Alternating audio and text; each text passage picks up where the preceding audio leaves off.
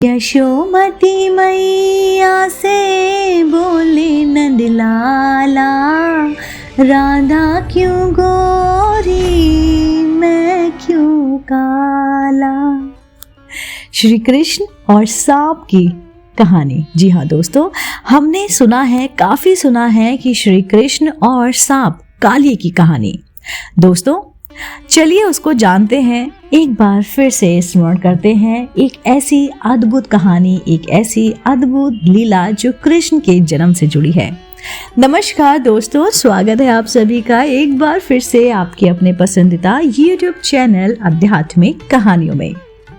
दोस्तों वीडियो शुरू करने से पहले मेरे साथ एक साथ कहिए, जय कन्हैया लाल की, हाथी घोड़ा पाल की। यमुना नदी से जुड़ा हुआ एक मीठे पानी का सुंदर झील था।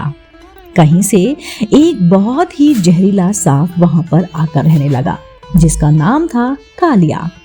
कालिए का जहर यमुना नदी के पानी में बहुत तेजी से घुल रहा था। एक बार एक गाय चराने वाला व्यक्ति ने जब उस झील का पानी पिया तो उसकी तुरंत मृत्यु हो गई। जब भगवान श्री कृष्ण को इस बात का पता चला तो उन्होंने अपनी शक्ति से उस व्यक्ति को जीवित कर दिया। उसके बाद श्री कृष्ण उस झील के पानी में कूद गए। कृष्ण पानी के बहुत अंदर गए और उस सांप को जोर जोर से पुकारने लगे। जब बहुत देर तक कृष्ण पानी से बाहर नहीं निकले तो गांव के लोग इकट्ठा होकर नदी किनारे उनका इंतजार करने लगे। बहुत सारे लोग डर गए। कुछ देर बाद पानी के अंदर से कालिया सांप कृष्ण के सामने आया और आते ही उसने कृष्ण पर आक्रमण कर दिया। कुछ ही देर में कृष्ण ने कालिए को जकड़ लिया और उसके सर पर चढ़ गए। कालिया 1000 सिल वाला सांप था। कृष्ण उसके सर पर तेजी से नाचने लगे और तेजी से नाचने के कारण कालिया सर्प के मुंह से खून निकलने लगा। यह देखकर कालिया की पत्नी पानी से ऊपर आई और उसने कालिया के जीवन की भीख मांगने लगी।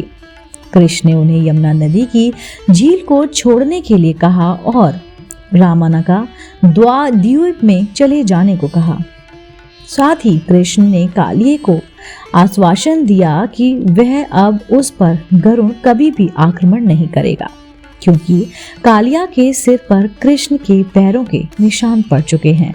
यह सुनकर कालिया बहुत ही खुश हुआ और वो वहां पर यमुना नदी से उस सुंदर झील को छोड़कर अपनी पत्नी के साथ वहां से चला गया। इस प्रकार कृष्ण में कालिया सांप से गांव की रक्षा की।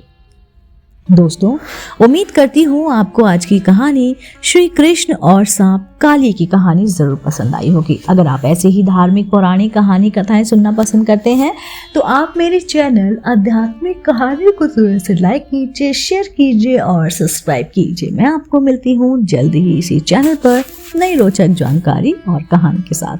आप देख रहे थे आपका अपना पसंदीदा YouTube चैनल आध्यात्मिक कहानियाँ।